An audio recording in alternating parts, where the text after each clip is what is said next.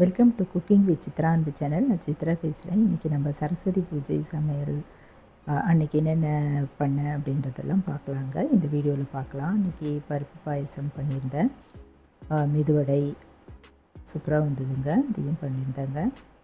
கூடவே சுண்டல், நம்ம வெள்ளை கொண்டை கடலை சுண்டல் செய்திருந்தேன். சமையலுக்கு நான் சாப்பாடு, ரசம், சேனிக்கிழங்கு வறுவல், முருங்கைக்காய் சாம்பார் எல்லாமே செய்திருந்தாங்க. இதெல்லாம் தான் இனி வீடியோவில் பார்க்கலாம்.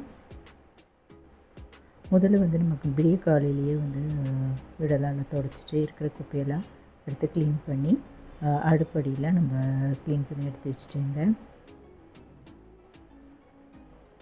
முதல் நாள் ரொம்ப வேலை இருந்தது, மாவு அரைக்கிற வேலைலாம் இருந்ததால் நான் மறுநாள் காலையில் தான் க்ளீனிங் வேலையை ஸ்டார்ட் பண்ணேன்.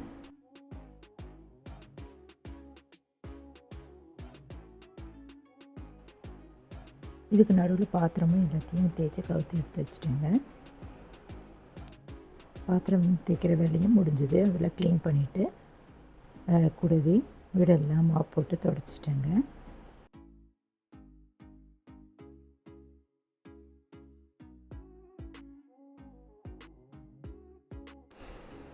எல்லா வேலையும் முடித்த பிறகு முடிச்சுட்டு அன்றைக்கி மார்னிங் பிரேக்ஃபாஸ்ட்டுக்கு தோசையும் தக்காளி வெங்காய சட்னி தான் அரைச்சிருந்தேன். இதுக்கு தக்காளி வெங்காயம், இதெல்லாம் கொஞ்சம் பூண்டு, இஞ்சி இதெல்லாம் எண்ணெயில் வதக்கிட்டு, மிளகாயும் வதக்கிட்டு ஆறுனதும் மிக்ஸி ஜாரில் போட்டு அரைச்சிட்டேங்க. தோசையும் சுட்டு எடுத்துட்டு மார்னிங் பிரேக்ஃபாஸ்ட்டுக்கு வச்சுட்டேன். காலை டிஃபனும் முடிஞ்சிருச்சு. இது முடிஞ்சது தான் மதியம் வேலையே ஆரம்பித்தேங்க. ஏன்னா மதியம் நம்ம முடிக்கிற வரைக்கும் வெயிட் பண்ணவும் முடியாது. அதனால் மார்னிங் டிஃபன் பசங்களுக்கும் செய்து கொடுத்துட்டு நானும் சாப்பிட்டேன். எனக்கு அல்சர் இருக்கிறதால நான் மார்னிங்கும் சாப்பிட்டுருவேன்.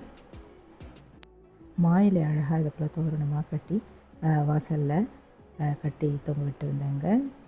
சாமி படம் தொடச்சி பொட்டு வச்சு பூவில் வச்சாச்சு. இப்போ அரிசி நல்லா ஊறிடுச்சு. கொதிக்கிற தண்ணியில் போட்டுட்டு வேக வச்சிட்டேன். இப்போ அன்றைக்கி தேவையான காய்கறிகள் கூட அரிஞ்சிட்டேங்க. முருங்கைக்காய், கத்திரிக்காய் இதெல்லாம் கூட அரிஞ்சிட்டேன். பருப்பு நான் வேக வச்சு எடுத்து வச்சுட்டேன். ரசத்துக்கும் சாம்பாருக்கும் புளி தனித்தனியாக ஊற வச்சுருந்தேன். சாம்பாருக்கு புளியை கரைச்சி எடுத்து வச்சுட்டேங்க. அடுப்பில் கடாயில் கொஞ்சமாக ஆயில் ஊற்றிட்டு கடுகு, வெந்தயம், வெங்காயம், தக்காளி இதெல்லாம் போட்டு வதக்கிட்டு முருங்கைக்காய், கத்திரிக்காய் இதையும் போட்டு மஞ்சத்தூள், மிளகாய்த்தூள், உப்பு இதெல்லாம் போட்டு வதக்கிட்டு இது கூடவே ஒரு 1.5 டம்ளர் அளவு தண்ணி ஊற்றி கலந்துட்டு மூடி வச்சுட்டேன். வடைக்கு நான் 1 டம்ளர் அளவு உளுத்தம்பருப்பு 1 மணி நேரம் முன்னாடியே ஊற வச்சுட்டேங்க. தண்ணி ஊற்றி கழுவிட்டு மூடி வச்சுட்டேன். இப்போது இந்த சாம்பாரில் புளியெல்லாம் கரைச்சி ஊற்றிட்டு நல்லா கொதிக்க வச்சுட்டேன். ரசத்துக்கும் புளி நல்லா கரைச்சி எடுத்து வச்சுட்டேங்க. அதில் ஒரு தக்காளியாக அரிஞ்சு கசக்கிட்டு இதில் ஊற்றிட்டு கொஞ்சம் மஞ்சத்தூள், உப்பு இதெல்லாம் போட்டு கரைச்சிட்டு மிளகு, ஜீரகம், பூண்டு, பச்சை மிளகாய் நசுங்கினது அதையும் இதில் போட்டுட்டு கரைச்சி வச்சிட்டேன். இப்போது இந்த சாம்பாரில் பருப்பு ஊற்றிட்டு நல்லா கொதிக்க ஆரம்பிச்சிருச்சு. கொதி வந்ததும் இறக்கிடுவான். இன்னொரு அடுப்பில் ரசமும் வச்சுட்டேன். இதில் 1 ஸ்பூன் அளவு ரசப்பொடி, பருப்பு ஒரு கரண்டி அளவு போட்டுட்டு நல்லா கொதி வந்ததும் இறக்கி வச்சிட்டேங்க.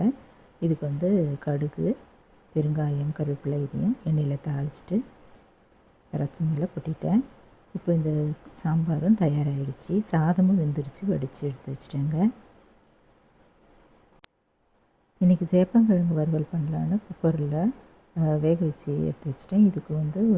இதுக்கு சின்ன வெங்காயம், பெரிய வெங்காயம் கலந்தது கொஞ்சமாக அரிஞ்சிட்டு அதில் 1 டீஸ்பூன் அளவு சோம்பு, கொஞ்சம் புளி இதெல்லாம் மிக்ஸி ஜாரில் கொஞ்சமாக தண்ணி ஊற்றி பேஸ்ட் மாதிரியே அரைச்சி எடுத்து வச்சிட்டேங்க.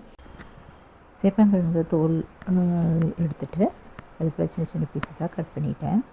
இப்போ அடுப்பில் ஒரு கடாயில் 4 ஸ்பூன் ஆயில் ஊற்றிட்டு கருவேப்பிலை, இந்த அரைச்சி இந்த பேஸ்ட் இதெல்லாம் ஊற்றிட்டு நல்லா பச்சை வாசனை போக கலந்துட்டு கொஞ்சம் மஞ்சத்தூள், மிளகாய்த்தூள், உப்பு இதெல்லாம் சேர்த்துட்டு கட் பண்ண இந்த கிழங்கு இதில் போட்டுட்டு மீடியம் ஃப்ளேமில் வச்சுட்டு வறுத்து எடுத்துட்டேங்க. இதுக்கு ரொம்ப ஆயிலும் ஊற்றணும்னு அவசியம் இல்லை. அவ்வளோ அருமையாக சூப்பராக இருக்கும். அது 10 to 15 நிமிஷம் வரைக்கும் அடுப்பில் போய் மீடியம் ஃப்ளேமில் அடிக்கடி நம்ம பரட்டி விட்டுட்டே இருக்கலாம். சூப்பரான சேப்பங்கிழங்கு வறுவல் தயாராகிடுச்சு.